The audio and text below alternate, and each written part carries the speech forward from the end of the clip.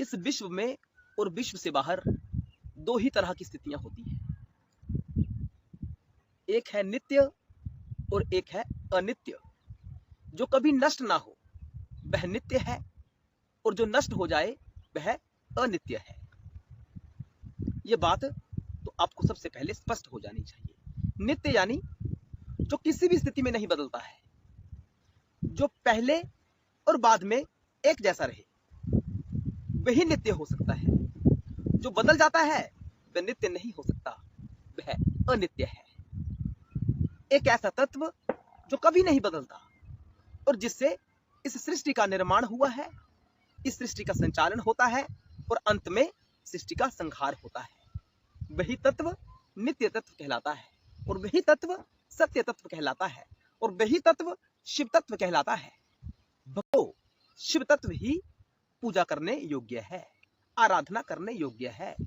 योगी जन जिनके ध्यान में निरंतर ध्यानस्थ रहते हैं वह शिव तत्व ही है। वह शुद्ध चैतन्य स्वरूप है, वह अनंत है, वह आरंभ मध्य और अंत से परे है।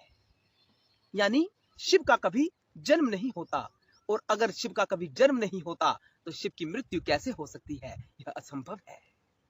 भक्तों, शिव ने इस सृष्टि का निर्माण किया है, शिव ही इस सृष्टि का संचालन करते हैं, और अंत में शिव ही इस सृष्टि का संहार करते हैं। यह सत्य है, सत्य है, सत्य है।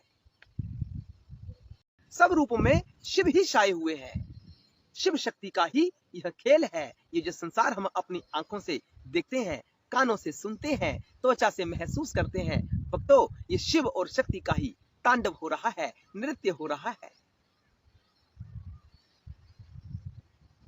शक्ति के पटल पर शिव तांडव कर रहे हैं, यानी शिव नाच रहे हैं। हम सब रूपों में शिव ही है, शक्ति ही है, अन्य कोई दूसरा तत्व नहीं है। केवल शिव और शक्ति का ही यह विस्तार है। इसी तत्व की हमें आराधना करनी चाहिए। जो अनित्य है, जो समाप्त हो जाता है, उसकी आराधना हमें क्यों करनी चाहिए? मैं आपसे पूछता हूं। भक्तों, केवल शिव तत्व ही एक ऐसा तत्व है जो अनंत है, जिसका कभी आरंभ नहीं होता और जिसका कभी अंत नहीं होता। वह केवल और केवल शिव तत्व ही है। हमें शिव की आराधना ही करनी चाहिए, यह सत्य है। वेद व्यास जी ने श्री शिव महापुराण में इस तत्व को बड़े ही विस्तार से प्रकट किया है।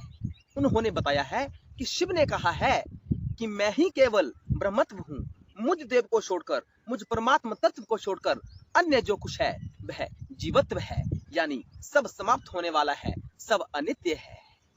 भक्तों, मूल रूप से सब शिव ही है, शिव के सिवा कोई दूसरा है ही नहीं।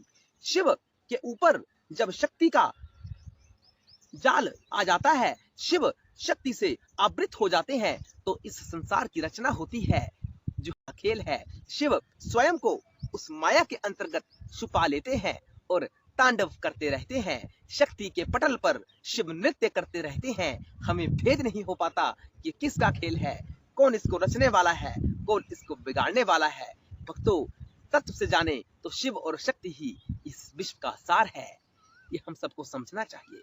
इस विषय में महान वाक्य प्रयोग में लाया जाता है, जैसे शिवम सत्यम सुंदरम। इसका अर्थ है शिव ही सत्य है और वही सुंदर है, वही देखने योग्य है। उसी तत्व में हमें रमण करना चाहिए, निरंतर उसका चिंतन मनन करना चाहिए और कीर्तन भी उसका ही करना चाहिए। तो वह तत्व शिव तत्व